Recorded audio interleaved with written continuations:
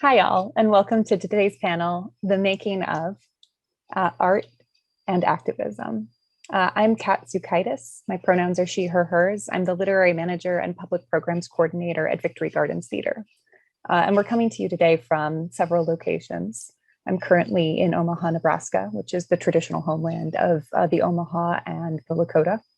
But most of us are based out of Chicago. And so I do want to acknowledge that Chicago remains the traditional homelands of over a dozen different tribes, including the people of the Council of the Three Fires, the Ojibwe, the Potawatomi, and the Odawa. And we honor the original ancestors of this land. We also offer respect to the Indigenous people still residing here. And we strive to be accountable to remembering the history and cultivating respect within our relationships with the Indigenous people of this land. We have two ASL interpreters in joining us today, Benny Yamas and Havala Grace Demon. So thank you both. We've also got closed captioning available. If you want to turn it on or off, go down to the bottom of your screen and there should be a button to click on, or if you're on mobile, you can go to the app settings for the closed captioning option. This is part of a series around the Red Line Project, a series of online public programs. This is the first. We'll be bringing one on the history of gentrification resistance in Lincoln Park, and another with some samples of work from the Red Line Project, which you'll hear a little more about in a bit, in a few weeks. So stay tuned for those dates. But for now, I would like to hand this over to Dr. Lisa Yoon Lee to introduce the rest of the panelists. Thanks. Thanks so much, Kat. And I am so honored and thrilled to be with you all here today. The amazing philosopher and poet Tony Cade Bambara has said that the role of the cultural worker is to make the revolution irresistible. And that is what you all do. And so thank you for everything you do. And I'm also grateful to everybody who is Zooming in and watching this today. You could be anywhere you wanted to in this virtual world, but you chose to be here with us. So I'm really, really grateful. So the first thing we're going to do is actually introduce ourselves, because there's a lot of people here in this Zoom with amazing talent.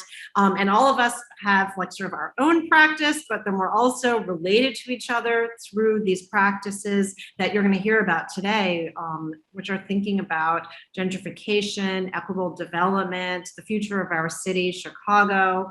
And so the first thing I'll just start off and say, my name is Lisa. I'm the executive director of the National Public Housing Museum, and I'm a cultural worker, an activist, and I also am so happy that I got to work with Blue Rhythm Collective on the Fire Gentrifier tour that you're going to hear about. And also I'm really excited that I get to work with Paula and Tanika, who on a new project about land sale contracts called Inequity for Sale, and of course a longtime admirer of them. So I'm just going to pass it over to Jess. Hi, I'm Jess McLeod. I use she, her pronouns. I am an Asian American female. I have short, kind of crazy dark brown hair, and I am wearing a white and blue striped t-shirt and zooming in from the Lenape-Muncie lands, also known as Brooklyn, New York. And I am a freelance director. I'm a resident director at Victory Gardens, and yeah, and I've sort of, started to put together the crazy thing that is the Red Line Project that you'll hear a little bit more about. Lisa, do you want to pass it to people? Do you want me to pass it to people? No, just pass it. We know what to do now. All right, Maya Jones. Wow, did not expect to go next. My name is Maya Jones. I am most of the time in youth development. I am a restorative justice practitioner, and the folks on this call know me as the resident researcher. So I have provided a lot of the research for the Red Line Project, and I'm going to pass it to Tanji. Me. Okay. I am Tanji Harper. I am the creator of the Blue Rhythm Collective. I am a dancer and choreographer and instructor, a youth mentor to most of the Chicago teens, is what they'll tell you. And I also am the artistic director for the Happiness Club, which is a youth performance organization. And I also work for Storycatchers Theater, which is a restorative organization that brings in stories to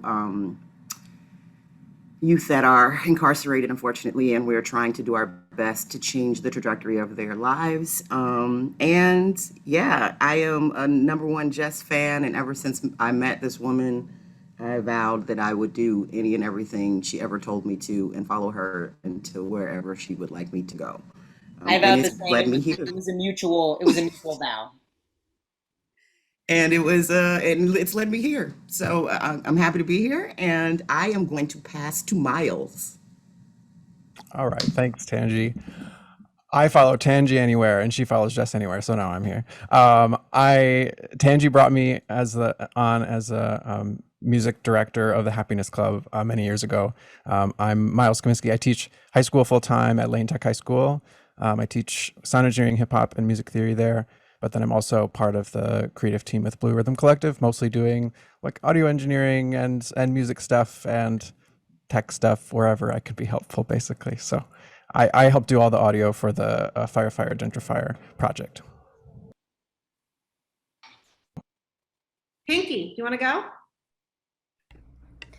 Absolutely. Good afternoon, everyone. My name is Pinky Ring, or Ringy Pinky, like my very Puerto Rican father likes to call me. I am a rapper, educator, speaker, activist, hip hop cultural ambassador, and more importantly, I'm a lover of a good grilled cheese. And I had one earlier and it was incredible.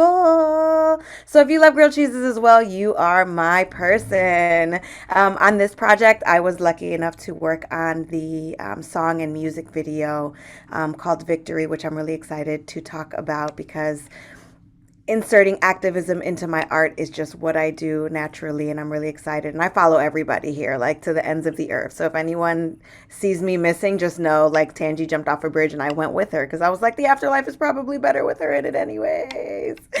And I'm gonna pass it to Paola. Thanks so much, Vicky. I love the energy in this room already. Virtual space, however we call this thing now. Paola Aguirre, my pronouns are she, her, ella. My background is in architecture, urban design, urban planning, but I get to work in really fun and interesting and important like projects like Folded Map with Tonika, who you're gonna hear more today about. I'm a founder of a urban design and research practice called Borderless Studio. And I've been really excited to support, co-create, soundboard, however you call it, with my dear friend Tonika Johnson, who's, I'll pass it to you next. Thank you, Paola. I am Tonika Lewis Johnson. A lot of familiar faces here, which is the reason that I'm here. I extended an invite to join you all in this conversation. I am, in its simplest term, I'm a photographer.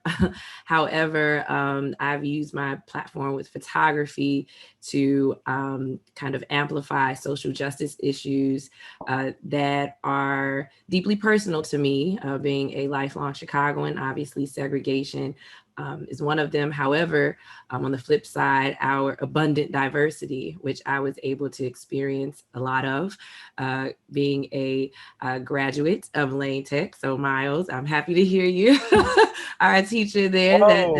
That's my alma mater. That was the backdrop for Folded Map. And in addition to the Folded Map project, I'm currently working on my new project, which is a deeper dive kind of into the history of Greater Inglewood and Chicago as a whole as it relates to discriminatory housing practices with the National Public Housing Museum. So gracious to be their 2021 Artists Instigator. And I am also co-founder of two community-based organizations, one being RAGE, Resident Association of Greater Inglewood, and more recently, Inglewood Arts Collective. And actually even more recent than that, Folded Map is now a formalized 501c3. So that is the, thank you. Oh, yes, pray for me, you all. So I have definitely been on this like process of formalizing the project into a nonprofit with the help of, of course, my dear Paola, and now the added guidance of Lisa. So I'm just happy to be here with you all today. Ah, amazing. I feel like it's just sort of a mic drop and we could just sign off now. Amazing. But I want to start by quoting the divine Miss Gwendolyn Brooks, who famously said, "Art hurts. Art urges voyages, and it is easier to stay home." And all of you are engaged in projects where you have been inviting people to go on a voyage, or really, like Tanika, you said, deep dive into like ourselves, our histories, the histories of our city. And I just want to start off by maybe asking Jess, can you say a little bit about what the Red Line Project is? We're going to sort of show a video, Pinky's video, also in a hot sec, but can you just say first, to situate us, what is this project? Sure. It's got a long sort of weird history. So for the last couple of years, I've been wanting to. I always have a vested interest in history, in course correcting what we're told, what we know about our own stories and the city we're living in, the land we're living, how things got to be the way they are, and what are the hidden histories that have been suppressed, repressed, and all that kind of stuff, and yanking that out into the open so that we can be more aware of where we're living and what is actually going on, so we can make better choices, hopefully, and make the world a little bit better. And so for the last couple of years, I have been wanting very much to create a piece tentatively called the Red Line Project that excavates the history of redlining and gentrification in Chicago, which we know to be incredibly extreme, right? And it just made sense to me that because there is the Red Line that runs all the way from the north side and is on the edge of Evanston all the way down to the south side, that this would be a way in, that there could be some incredible music, theater, dance, hip hop, spoken word piece that in which the audience gets on a virtual or literal, who knows, Red Line train, takes that ride, and there are bits of pop-up history, and there is a way to see who gets on and off the train and track the history of gentrification over the last 100 years or so of Chicago. And so it's been in my head for a little bit, and then last year as the pandemic hit and every show I was working on stopped, right, and we didn't know what was going to happen. And once I got over the crush of that and watched, I don't know, Tiger King and Encore and the other things that everybody watched for the first month of quarantine, I was like, well, what can we work on that actually feels important, that you've never had the time and space to do? And I, of course, phoned Tangi and the rest of the Blue Rhythm Collective and Maya, who was one of my amazing students at University of Chicago, and said, does anybody feel like meeting on a weekly basis over Zoom and maybe tapping into this incredibly epic research project that may or may not result in a show? And everyone immediately, for some reason, said yes. And we've now met, 50 times or so since August of last year, weekly throughout the pandemic, throughout everything that's happened, and just started to create our own literal and personal history of these stops on the Red Line, and pull out these stories and figure things out. And so that's a long way of saying, knowing that we wouldn't be able to meet in person, there is a show that exists on the horizon that Victory Gardens has been supporting us moving toward. And then while we knew that meeting in person wasn't possible, and we thought we would continue to do something with the research, and once we uncovered the story of the Young Lords and everything around Lincoln Park, and then hooked up with you, Lisa, we were like, well, let's make something. You and I started to talk about the city as museum site, the city as having its own repressed histories that needed to be unearthed, and we thought, well, let's make a musical walking tour. That's not a thing that exists, but we can make it exist. Let's think of creative new ways to make art during this time and in a safe and socially distanced way. And so that's how the Red Line Project birthed the musical walking tour that is Fire, Fire, Gentrifier, which led us to thinking, well, of course we need to work with the amazing Pinky Ring on the final surprise piece of this, which I will also set up when we get there. Really long, way too much meandering, but that's how it goes, and that's what the Red Line Project is. No, I love it. And I also love how this project so much emerged as both a love story to Chicago and a kind of love story in all of its warts and sort of honesty. And also how it's like a love story to you all as friends and meeting together and trying to make something in a world where there's so much unmaking and so much, destruction. So I love it. I was hoping that we could just share with the audience that final piece. There's a walking tour, everybody. But at the end, when you go to a parking lot, you will hold up your phone, and this is actually what you're going to see. And I just want everybody to have a flavor of it. Okay, so just hold on. It's around 3.5 minutes long. So hold on. And just so you know, before you hit play, Lisa, so if you haven't taken the tour, everyone, which you should, it could take anywhere from 30 to 45 minutes. You're walking around 3 stops in Lincoln Park. You're starting at DePaul, where there was a major week-long sit-in and protest led by the Young Lords to protest gentrification. You're walking to the People's Church, which is now, you'll see when you get there, a super bougie glassed-in Walgreens. You're hearing about the 60s and the 70s and Daily Chicago 21 Project, COINTELPRO. As you're taking that walk, you're walking through the streets of Lincoln Park, which now are very white, very gentrified, but you're hearing about who used to live there, because Lincoln Park used to be home to the biggest Puerto Rican community in Chicago in the 60s. And then you finally end up at this parking lot, and you're told to hold your phone up to a tree and face in a certain direction and press play. And so what you're about to see links up with literally what you're looking at. See, our children have had it. What you do here today, and what you do after you leave this church, no matter what happens, whether we get busted, whether we have to walk out, either way, it's still a victory. Victory, we make it through the day to the day, that's a victory. No matter what they say, we okay, that's a victory. Occupy church steeples till we equal victory. Que viva Puerto Rico, we the people. Now take a walk through the streets of the shot. Young kings organizing for a piece of the pie. Reasoning why they skin brings them black eyes. Slipping on thin lines like black ice. Puerto Ricans push from the south to Lincoln Park. White folks got mad, and that's where it all starts. Mayor Daley got a plan, he called urban renewal. Gentrification in disguise to protect his crown jewel. Now them white gangs is beating up them brown kids. So the young lords form to combat their surroundings. It's about protection and respeto, my brother. Hermana, no one's gonna protect us if we don't protect each other. But remember that no matter what happens, one way or the other, we have won. We have a victory here today. They can never take that away from us. Everybody here, go out, and you go out proud no matter what happens. Because this church is ours. This is the people's church.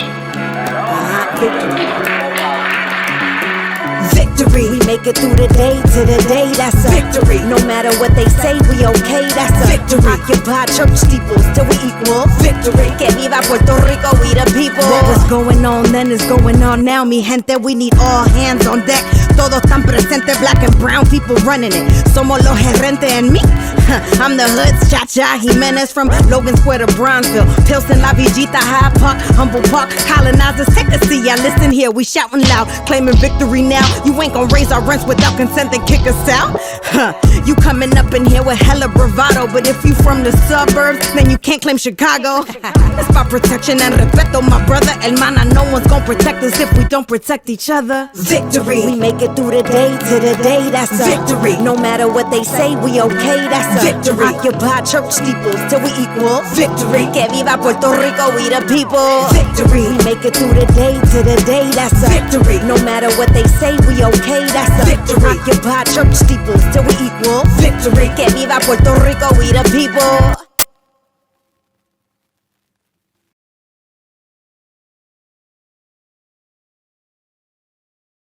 All right, that was so beautiful. Yeah, Pinky, Tanji, amazing. Before I turn it over, I want to ask because I want to ask Shanika and Paola also about their projects. But can you tell me, Pinky and Tanji, who are we seeing on the screen, and how did you recruit these amazing dancers? Who are they? Well, some of them are members of Blue Rhythm as dancers. I have 3 sort of three sort of legs that go through Blue Rhythm. There's a teen program that we call Blue Rhythm Creatives, and those kids are 12 to maybe 18 years old. And then we have the Blue Rhythm Crew, which are adults. And so a lot of people forget about our 19 to 26-year-old age range of young people who still want to perform and create things in the city. Often there's tons of stuff for kids, tons of stuff for teenagers. And then we expect everybody to have it figured out at 18, and we sort of just leave that group out of development. And so I created Blue Rhythm to sort of bridge that gap. Like, what about those kids that still need assistance, guidance, safe space, open doors, opportunities? And so those kids, some of them, the younger ones, are part of the Happiness Club, but the teens and the young adults that you saw are part of Blue Rhythm as performers. And I'm like the Pied Piper of teenage young people. They just come to me. So I try to keep them engaged and busy and pushing towards greatness at all times. So this was just like a perfect opportunity because we wanted the youthful portion of the Young Lords to come through. The Young Lords were really young when they started this whole resistance. They were kids. They were grade school age and high school age. And so we wanted to be true to that when we provided Pinky with her gang, with her squad. And so that's where those kids come from. They are all Chicago youth, and they had a ball. This was incredible for them. Some of them, this was their first like video project. Yeah, and Pinky, tell me, so did you think of it as a piece that was going to incorporate dance and everything all, when you were writing it, or like tell us a little bit about the actual musical piece that you wrote? So yes, absolutely, because I knew that we were going to be shooting a video. And let me tell you, this is something that happened like within 48 hours. Song got done, song got recorded, we shot the music video, so I memorized it, like, and this is just the beauty of like, and the ingenuity of like hip hop and of creativity, because you do it, you get it done, and it's amazing. You make something out of sometimes absolutely nothing. So I definitely knew that I wanted it to be danceable, but still very true to hip hop. We used a sample of Cha-Cha Jimenez actually speaking as well. And in the lyrics, you'll hear, it was so dope because they provided me with the research so I could, and there were things that, as a Puerto Rican woman from Chicago, as an activist, there were things that I knew about the Young Lords, but there was a lot that I didn't actually know, which was beautiful. And it was really dope to be able to incorporate into the rap and make sound dope. Because sometimes when you do activist pieces, like, young people don't want to hear that, they're like, that's not cool. Like, I've played this song for my students, so they're like, oh snap, Pinky, that's dope, and I didn't know this, and that was the whole point of it, right? Was to get them engaged and understanding this like linear story and how it was told one way, but we're here to kind of retell it and to give you the truth behind it. So it was a really dope experience knowing that I was writing it for a music video, writing it as a sort of historical piece that people could come back and reference to, and knowing that I had a dope team behind me that did the research. So I knew anything I was saying was not going to be incorrect, because, that's something that you have to be really wary of and really careful of. So knowing that, and then just getting the direction from them, like, we really want to make sure that we talk about this, or when I say it's about protection and respeto, that's something that they actually said, right? When I say occupy church steeples, I'm talking about occupying this church, making this a space where we are going to create this like revolutionary movement. So just like one of the funnest projects I've ever had to work on, despite the quick turnaround, like, lets us know that we are all very professional and just really dope at what we do. It was very affirming for me to know that also that these, beautiful people working on this project thought of me as a Boricua to come in and write this piece that will just last forever. It's going to last even beyond us. And it's an informational piece as well as just a dope. Even as I'm listening to it, I'm bobbing my head. I don't like listening to my own rap sometimes, but like, I'm like, yeah, okay, you got bars. Okay. You got bars. I love it. Oh my gosh. Yeah. And I want to actually turn, because there's a really amazing trailer for Folded Map. And Tanika, this is Tanika's project that she's been working on with like almost all of Chicago. And now, as you said, it's now a 501c3. I'm going to actually share this 52-second trailer, because you actually made a movie about this project called Folded Map that premiered also at the Chicago, like one of the film festivals, right? So I'm going to share it. Is that okay, Tanika? Just wait one second. All right, let's see if I can get this thing to play. Oh no. I'm from Southside Chicago, Inglewood neighborhood. I'm sure the words you've heard to describe Inglewood include black, dangerous, poor, gun violence. However, Inglewood is where I grew up and still live. Before I tell you about Folded Map, I'd like you to think about how you came to live in the neighborhood that you grew up in, or where you live now. What influenced your decision? Who did you talk to? And while you're thinking about that, I'm going to tell you how I came to live in Inglewood and how I created the Folded Map Project. Yeah. I love that. I love the entire video. Oops, hold on. Oops. All right. On a repeat. Yeah. Tanika, tell us a little bit about how you came to Folded Map Project. And then I really just love the way that these two projects intersect, intermingle. Yeah, exactly. But let's first hear about Folded Map. Thank you. You know, I'm just really excited to be in conversation with you all and learn more about the project. I've heard about Redline and Jess. I'm really inspired by how all of our projects are in conversation or can be in conversation with each other. So, you know, I'm be hitting you up for some little collaborations because it just makes sense, you know. An Equity for Sale project is going to be off the 63rd Street Red Line. So, yeah, well, with Folded Map, you know, just like everyone else here, just being made aware of Chicago's segregation throughout my life, and me really thinking about how I got introduced to recognizing this segregation and how it's personally impacted my life. But also on the flip side, you know, going to Lane Tech Squad is definitely represented here. You know, it's a very diverse school, and it's the Chicago Public School with the largest student body of 4,000. So, you know, going there in the 90s, especially when the demographic was pretty much equal to Chicago's demographic because they curated it to be that way. They can't do it now. So I was just always fascinated by the stark contrast, what I experienced riding the Red Line from 63rd Street to Addison every day and then taking the bus.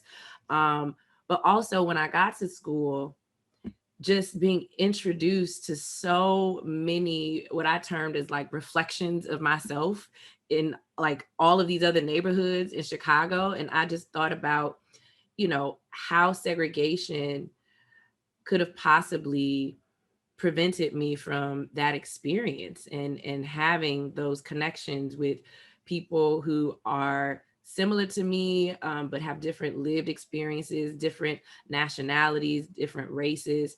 And that's what ultimately bothered me. I just was like, wow, you know, so many relationships I could not have in my life today from that period because of segregation. If, you know, I had not gotten into Lane Tech, or if I had went to just how those systemic decisions that we all have to make could have totally transformed my lived experience and, you know, exposure to a world that has introduced me to amazing people, artists that I have so much more in common with than what we are made to believe that we do. And so that was pretty much the platform in which I approached Folded Map. I always said, you know, if my friends from the North Side could meet my friends from the South Side. So when I graduated Lane Tech, that was literally how I was thinking. And so it would take me, you know, becoming a homeowner, a new mom, moving back into the neighborhood that I grew up in, for me to look at this historic segregation in a different way and truly see how the systems continue to keep us in silos. And so once the 2016 presidential election year occurred, my response to that frustration, to the frustration of hearing how Chicago was spoken about on an international scale, only about violence because of, the previous president wanting to attack Barack Obama and only talking about violence, it just pissed me off to the point where I was like, no, to Jess's point, to Pinky's point, that we have to know the history, because that is how you can understand the current problems. And so that's when I started working on Folded Map and really using my 90s public transportation teenage experience of having to know the grid map pre-cell phone, pre-GPS. Like I did not want to learn the map, but I had to, otherwise I would get lost. So I really wanted to lay it out bare for people who don't know or who doubt that this historic segregation really impacts our not only built environment, but how we develop parts of our personality or relationships that we have. And to kind of put that in perspective, I think about how people have stereotypes of people from different places, like people from New York, oh, they're this way, or people from the islands, they're this way. You understand how they can be that way when you go to where they're at, where they're from. Like, it makes sense for New Yorkers to have, that kind of personality type given their environment. It makes sense for people from Jamaica to have a different kind of relationship with pace and time because of where they're from. And you won't understand that until you really get to see where people are from. And I just wanted to be able to apply that to Chicago. Yeah, and it's so beautiful. I love how both of these projects also have really become used in schools as part of curriculum. We heard back from Parker students and Parker parents that the firefighter gentrifier tour was being used because, we were in quarantine, they couldn't actually be meeting in classrooms. And so their students doing that. And I know that Folded Map also, that little snippet that I took is actually from a really beautiful 30-minute film that is also available to teachers and other people to use in schools. I want to actually ask Maya something, because this project is really about refusing to accept the world as it is, and also sort of trying to ask critical questions like, how did it get this way? And as a historian, I've read the books like Richard Rothstein's Color of Law, I've done the work, and you were at University of Chicago, but talk a little bit about what it meant to be engaged in this kind of, I don't know, sometimes they call it artistic research or researchistic art, what was it like working with artists as opposed to writing a paper about this or publishing in a journal? Yeah, Maya.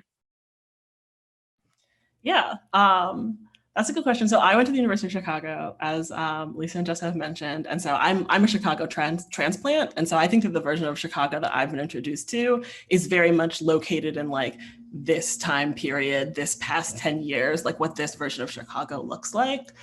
And so I think especially with this project, learning about the history of the Red Line and the way all of these neighborhoods have changed has really been, it's been more focused on people than any of the kind of research that I was expected to do as a public policy student has been.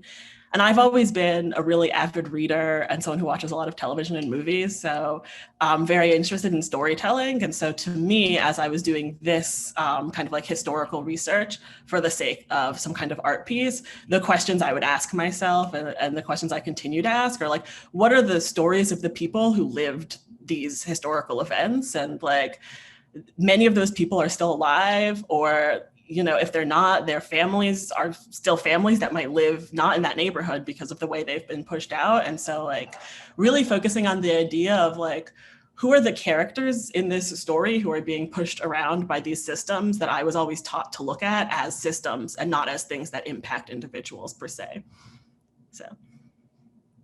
Oh, and I love how people are just so much part of this project, right? Not just the sort of historical figures like that Pinky you mentioned, like Cha-Cha Jimenez and other people whose audio is incorporated, but also they're still alive. And so you all interviewed them to make Firefly Gentrifier, right? And I know Miles was very much part of that as the audio guy. Do you want to talk a little bit about what it was like to be working with historical footage and from the archives, and then also looping in like contemporary audio, or like talk a little bit about what your experience was like? Yeah, I mean, to get the opportunity, there's a lot of noise, to get the opportunity to speak to someone that was actively involved in the Black Panther Party and someone that was actively involved in the Young Lords at the time, and then this amazing professor from DePaul to hear about these stories firsthand, and then also from this academic perspective, and then working with Jess and others to tie these stories together, I think was an incredible. It was an incredible challenge, but it also trying to really imagine yourself walking through these streets and trying to, especially like you're walking around, you're seeing mostly white people, you're seeing all sorts of, bougie coffee shops, whatever, trying to actually transplant people's idea of what this place is that like has only been one thing, I think, for most people in the city.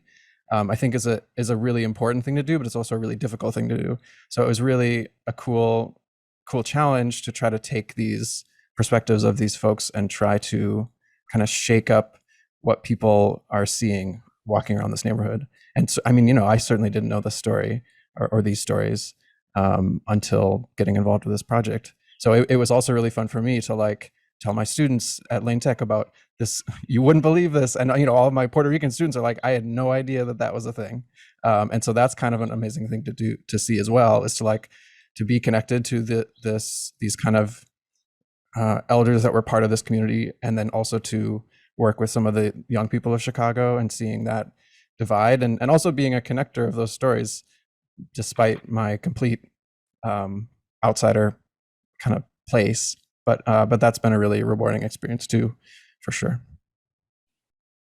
Yeah, I mean, I love how you're talking about, all these amazing people who are part of these projects, Dr. Jackie Lazou, Billy Che Brooks, Carlos Flores. And one thing that I think about is, we uncover this amazing history, and it really is talking about white supremacy, systemic, racial injustice. But there's a kind of lightness in the sense of like, hey, these systems exist because they were built, and we actually can dismantle them. And I want to turn it a little bit to Paola, because as a designer, you are somebody who's been looking at these systems and saying, yeah, like we can actually dismantle these systems, and as we've designed it, and now we have to undesign it. And so we're going to need artists, designers, architects, people, in this project. Can you talk a little bit about your work and how you also work with Tanika? That'd be great.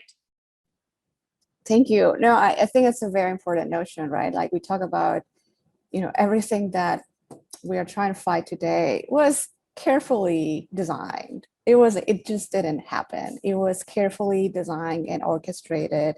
So the outcomes that we see today are so hard to reverse or even like make visible, because all the design behind it was there was so much investment of like everything, energy, dollars. So, when we think of our work, like, are we moving the needle? Well, we're working against this machinery that has been operated for decades, right? Systemic racism and whatnot.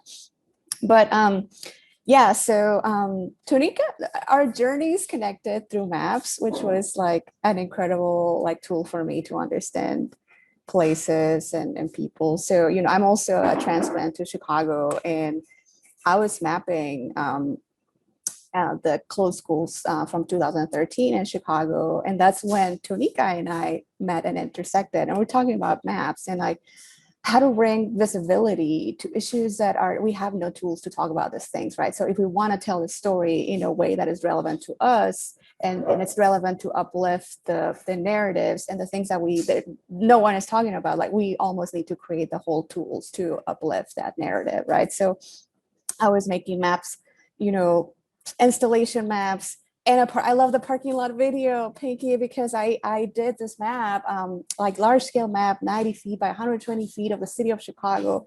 It's just an excuse, right? It's an excuse to have a presence. It's an excuse to challenge people's notions, but also it's a tool for reflection. So when Tonika and I met, it's like we're talking about maps so enthusiastically, especially because I think the limitations, like data has been used in a very strategic way too, right? To tell stories in a way that justify the harm. And I'm like, no. I understand data. We're going to use that and try to shift the narrative in a way that helps to elevate the inequities, but also help us to think of ideas and how do we how do we think collectively about how do we dismantle those systems, right, that are oppressing us, and think of how do we imagine new ways of transforming those systems. So when we were thinking of folded map, like how a folded map becomes this, like, even if it's an exhibition or a tool, like, oh, we have this gallery space. Let's turn the map, 90 degrees, because we have this like notion of like north is good, south is bad. And then it doesn't happen only at the scale of Chicago. I'm from Mexico. So it's like North America, good, South America, bad. So like this applies to the global South as well. So these preconceived notions of geography are so embedded in our systems, in our subconscious. So little gestures like, let's confuse people about the map of Chicago. So I remember that exhibition at Luma. The map was just like displayed, like horizontally. And first of all, when you disorient people, like there's a little bit of like shake off, like, wait, hold on, let me think. So there's a little bit of recalibrating on the way that you read things. But also the pairing and the pictures and the photographs and the stories and the interviews, like that, the assembly of all these tools that had to be created to tell the story of segregation from the perspective of like contrast, right? That's basically, as a good urban planner, urban designer, like contrast and compare, or like research frameworks, right? Contrast and compare. These are very thoughtful like tools that Tonika had envisioned as a way of narrative. And I was like, well, why don't we do this with like showcasing a map in this way?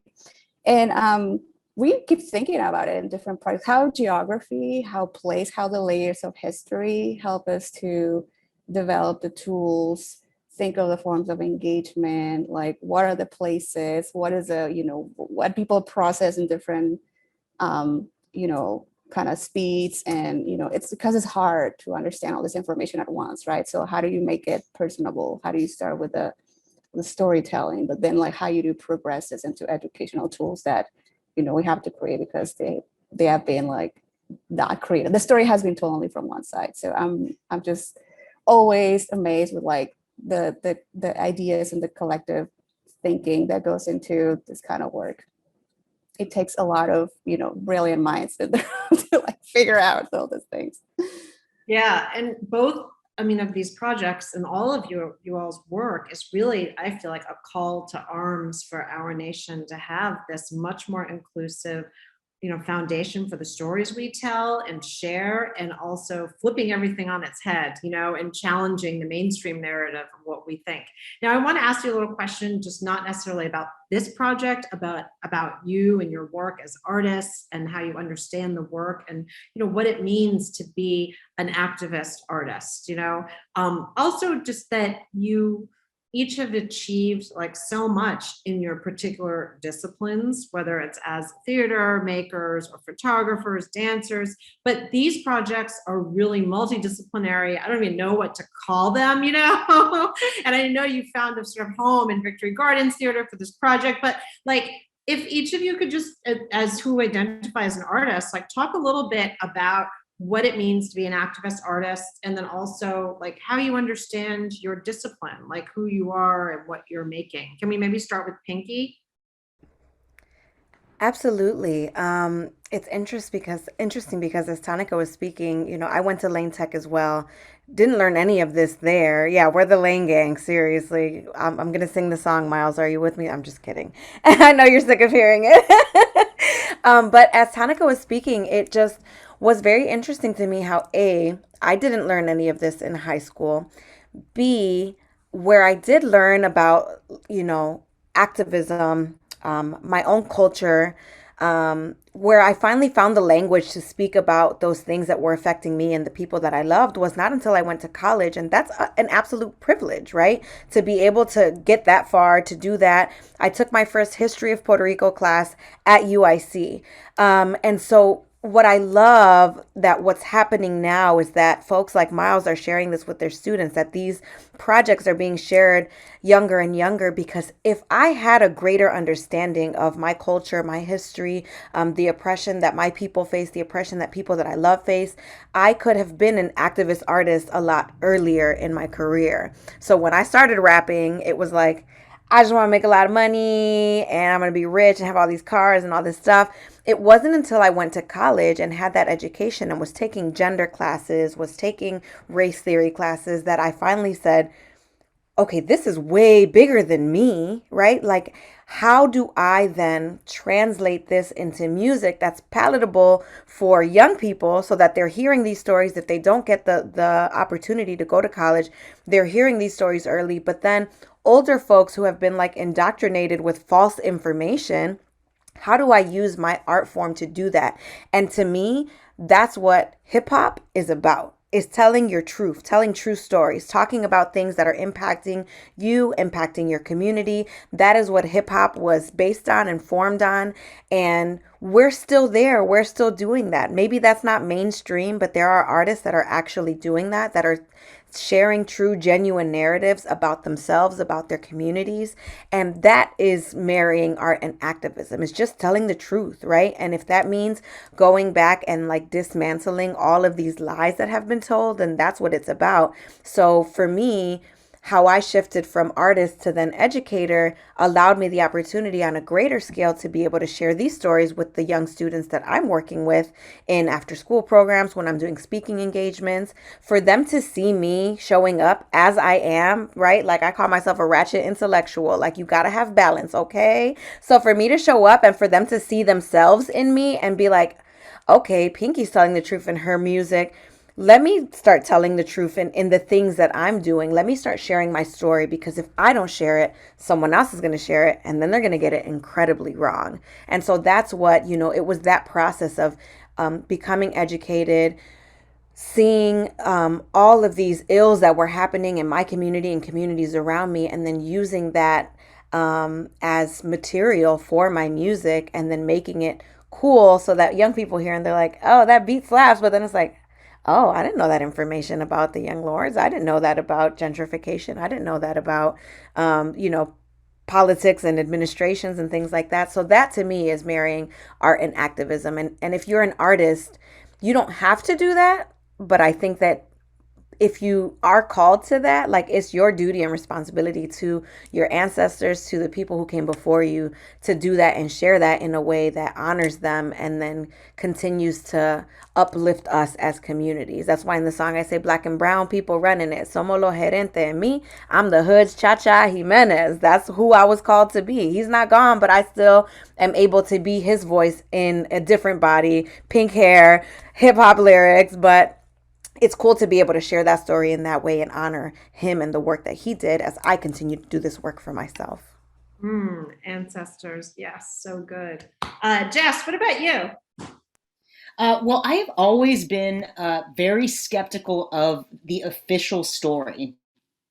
Whether it was in school, everything was been. So I always thought, well, there's something weird with these social study books. I don't trust this history that I'm being told. I didn't trust the Catholic schools that I went to, the Jesuit schools that I went to. So I came into contact with official stories that are leaving a lot out, that are excluding people and parts of the story from a very early age.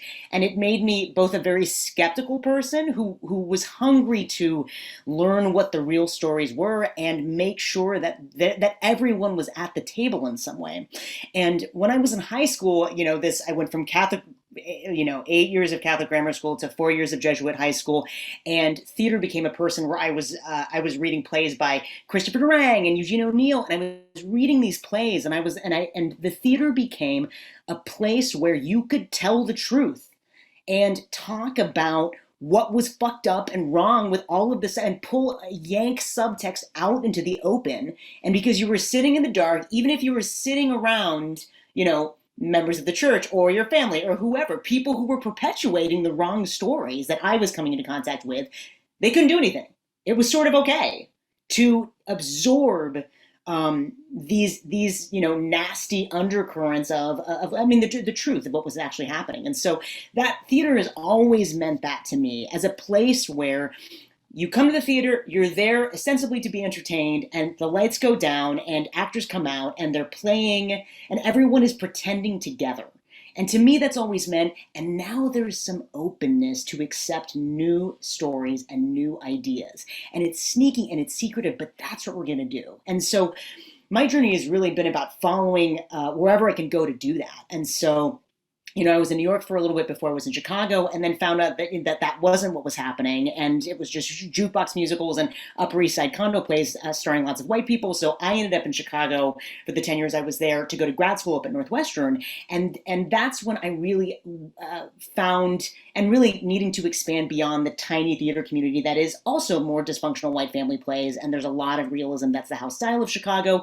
Not at VG, what's up VG, but certainly as the Chicago theater scene. And expanding out of that into doing work, creating original operas at the Lyric, which is how I met Tangi and Blue Rhythm, to working with story catchers. I was the first outside director they had ever hired. I just came back into contact with working with people of color on a daily basis, which is what I really wanted, working on stories that didn't make the world smaller, but really made the world larger. And that is really, I think, what has led to the creation of these multidisciplinary hybrid projects where, I don't know if it's because my attention keeps shifting along, as the world's does. And I think, well, this is how we, I loved what Paola was saying about we twist them. How do we disorient people? And in some ways, I think multidisciplinariness is how you continue to disorient and reorient people exactly how you want them, entertain them when they're being hit with some really hard, some challenging ideas or stories. And to me, the art, the activist nature of the art is let's use what we got to really tell the truth in as entertaining a way as possible, so you can't look away, even if in normal life, in the light of day, you would look away from something that's hard to take in. Yeah, love that. I'm going to ask Tanika and then Tanji to share. Tanika. Yes. Well, first, I just want to shout out to Benny and Havala for their amazing interpretation. Yes. It is so mesmerizing too, right? I was like, what is so emotional? I was just, it's not only is it a language, but it just looks like art as well. So shout out to them. Yeah, for me, just I didn't even consider myself an artist activist. I literally had to evolve into accepting that title because I really just felt like I was an active resident, I just, I wanted better for where I was living, where I grew up. And the only way to, receive what you think you are entitled to as a resident of this city is to come together, create a plan, and do some kind of action. So, I was blessed to be around people who thought similarly, neighbors who thought similarly. And so, I never thought the work that we were doing was activism. And I don't mind it being, titled and termed that way. But for me as an artist, I always separated the two until my neighbors and fellow, community members were like, no, your photography is exactly the story that we want people, the larger public, to see, so that they can understand the stories that they're getting about our community and the South Side as a whole is literally inaccurate. It's focusing from a very damage-centered point of view that is you know, very important for us to rectify, but it does not represent the entirety of not only the Inglewood neighborhood or the South Side or Chicago at all. And so that's when I got that kind of like validation. I was like, yeah, I am an activist. I was like, yeah. But all of my, you know, interests and passions have always like intersected, you know, with history. You know, my major was a journalism major in college, as well as photography. So I was always interested in stories. I loved learning people's family history, their cultural differences and similarities. Like, it was just always fascinating to me, which, you know, comes from Lane Tech as well, because it was so diverse, and I just didn't want to end that journey of learning. And so once I realized that all of your interests kind of converge into what is ultimately activism, you know, just accept it and go for it. And now I definitely don't mind being a whole mascot for my neighborhood. But really, you know, excavating the stories and the deep history that's in my neighborhood, because we're all taught, not just people who live in Greater Inglewood, but all of Chicago, we're all taught to devalue certain neighborhoods and the histories that exist there, or told that there is nothing there. It's just disinvestment, that's it. And that is not the truth. You know, just to even know all of the ways in which Chicagoans have historically disrupted segregation and have built solidarity. Like, I had to learn about the things that interest me, the issues that interest me, to even know the Young Lords and, you know, the Black Panthers. Like, that's not something that you are taught or told, but solidarity amongst races in Chicago and movements have a deep history here. And, you know, we just hear about the segregation and we don't hear the stories of solidarity. We don't hear the stories about significant multiracial movements around poverty and housing and injustice issues that Chicago is known to do. We are like the organizing, you know, city. And, you know, I just really became proud to be a contributor to that legacy within this city, and to help continue to, as Paola said, push the needle forward. It's just like Pinky said, I feel like it is my duty. I know why I am here. I'm here because my grandmother came here. Both of them came here, one from down south, both of them from down south, but they came here to escape the horrors of racism. And I cannot forget that. Like, that their decision to do that is why I am here. And so I do feel duty bound to incorporate my artistic interests into elevating the barriers that they went through, that their generation went through, and how it connects to our lived experience today. Yeah, I know that they must be proud. And I just love how you have put this frame of solidarity onto this work also, because it's not just about tearing down and dismantling what we're against, but also going back in history and living what we are for, right? And like all the things that we want to build. Now I want to ask Tanji, because, you know, they always say like it's a movement, so why aren't we moving, you know? So I want to ask the dancer and choreographer of our futures to like talk a little bit about her, you know, art and activism and where you came from. Yeah. I'm gonna first shout out Tanika. We met a couple years ago at a TED Talk. I was like, I know her. I know her. I was like, and I saw you unveil this folded map, and I was like, who is this woman? And I'm about to stand right next to her, and somehow we're gonna find a way to work together. And look what God did. Look yes, no, I want a whole ceremony around a house for the next project, and y'all gonna be a part. I can't believe it. So I'm so happy that this is how things have worked out, because as soon as I met you and I saw that, I was like, this is incredible. Like, I can't believe she's done all this work. And then from Inglewood, and I lived in Inglewood for 5 years. So this is all part of it for me. Is like, I've lived in almost every South Side neighborhood in Chicago, from Woodlawn to Hyde Park to Inglewood. I'm in Roseland now.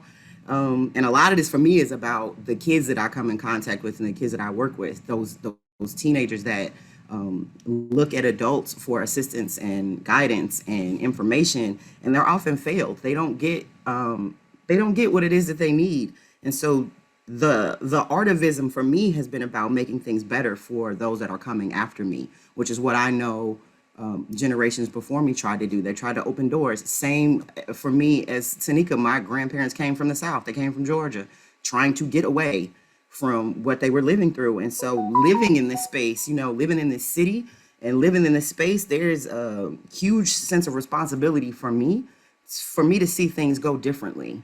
Riding through the red line as a teenager in the 90s, same as Tanika, going from Bronzeville all the way to the Chicago Academy for the Arts, taking 2 trains and 2 buses to get there, going to school, being the only Black person in the dance department of a conservatory. Like, these are like my real life experiences. And the only way that other young people can understand that adversity is only that it is just a thing that you can work around, get through, move over, juxtapose, switch to your own advantage. That's something that we have to teach our young Black and brown children. And if they are not aware of how they can manipulate their own futures, then they will be stuck in what it is that this society has shown them is only for them. And it's a lie. Like, what they have built for you, this 4-block radius of where you think you can only go, that you don't think you can exist in other spaces, is not true. But it is. There's a formula to it. And that's what we had to learn as young women walking to the red line and riding it. There were rules in how to ride this train, and there were rules that were passed down to us from our parents. There were certain things we could and could not do.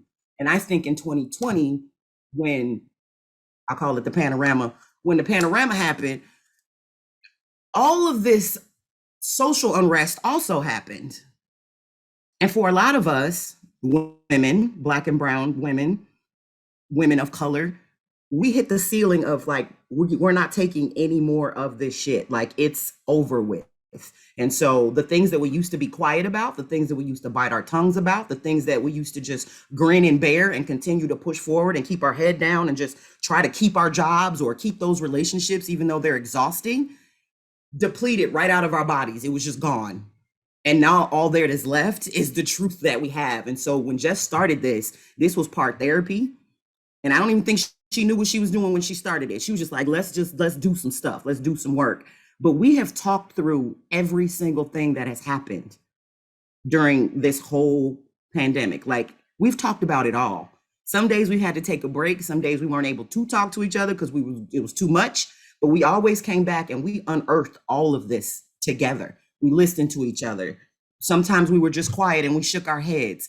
We pulled up links. Maya researched the hell out of everything. Like, this was just so much. It was so much for us to unpack, and so much for us to then show everybody else what they've been ducking and dodging for the longest. And there's no more room for that anymore. Like, we're just over it. We're done with it. We do want to dismantle it. We do want to rip it down, but we also want to rebuild, because stating the problems is all people do. Often you are not ready with the solutions. You are not coming with something that can replace whatever was broken and old. And so, we have a real strong love for each other because we've all been real honest with each other for the past year and a half. And I think that's what the rest of the world has been waiting for, is for people to be real honest, but do it with love and do it with intention and do it in a way that is going to bring healing and not just rip you up and show you the pain. Like, all of this is painful, but we've been dedicated to staying in the room to get to the bottom of what all of this is for us. And it's about all of it. It's about systemic racism. It's about gentrification. It's about us being too quiet about all of the things that have been in practice for generations and generations and generations. And we're just done being quiet. We're done not talking about it. Yeah, preach. And so, yeah, dance and movement just comes naturally to me. And so I use that to influx people and to tell that story in a different way, in a different form. Yeah. And it's all been relative. And it's been amazing. Oh my gosh, it is true. Jess just dropped Tangi for president, and I'm like, I'm gonna go print those shirts right later today. Maya, tell me, you were the researcher. People have talked about it, talked about you and your work. What is the most sort of like one of the incredible things that you found that sort of made it into the tour, and then like something you found that maybe didn't make it in?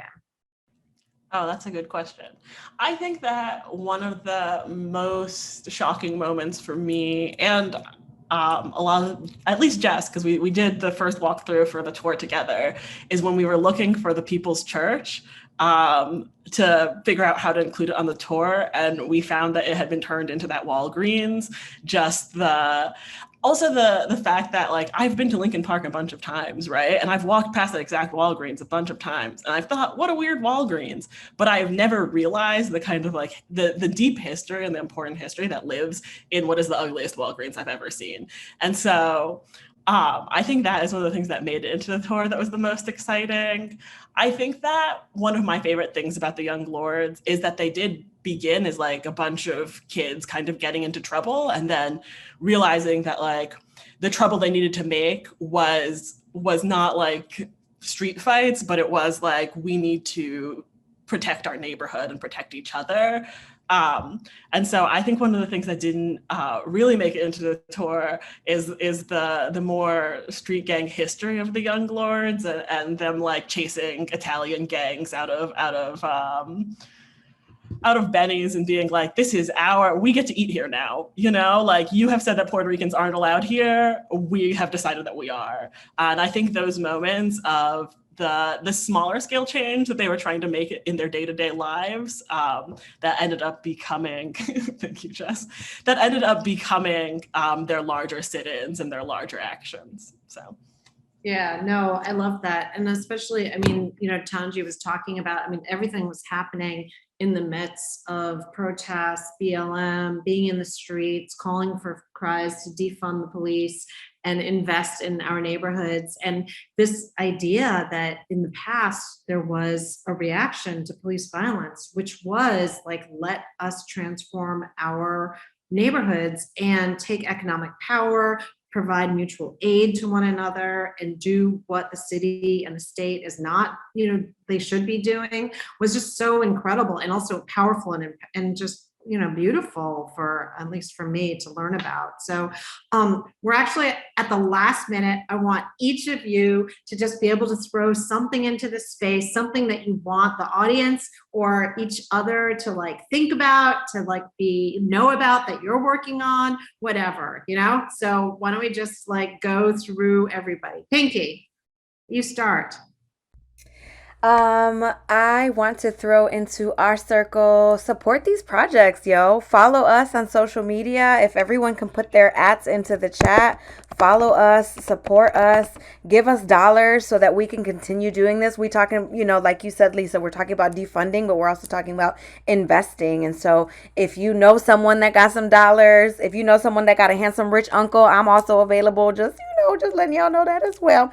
But no, seriously, like, invest in there are people doing this work, right? You don't see the struggle and the amount of like just effort and research that goes into this. You see the end result. So please support these people who are also dealing with their own shit, right? Dealing with systemic oppressions, dealing with, sexism, racism, all of that. And we're still creating this art. So if you have the funds or the opportunity or the connections, like support these projects so that we can do a part 2, a part 3, so that we can cross collaborate and create and give these true narratives so that we really start to understand and also just question everything, question everything. I love that Jess said that she questioned everything. When I was a kid in church, they'd be like, everyone's going to hell. And I'm like, okay, wait a minute. That doesn't really sound accurate to me. Like, let's talk about this, right? So question everything, especially if you're a young person listening, like question everything. And also know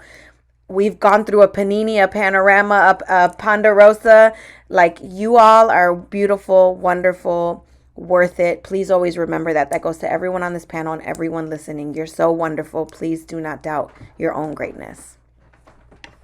Oh, that's so beautiful. Does anybody want to actually follow that? I mean, I want to encourage, I think that was just like gorgeous for us to end on, but I do want everyone to throw into the chat your handle, how people can find out about you. I definitely am excited to learn about the next Redline project. I know we're going to do another panel in a couple of weeks that we're going to think about, sort of what might be next. And I also want to encourage everybody to go to the National Public Housing Museum's website, where you can learn about Tanika and Paula's next project that we're working on, Inequity for Sale. Love you all. Thank you so much for joining us today. Thank you so much, Benny and Havala, the amazing ASL interpreters. Woo!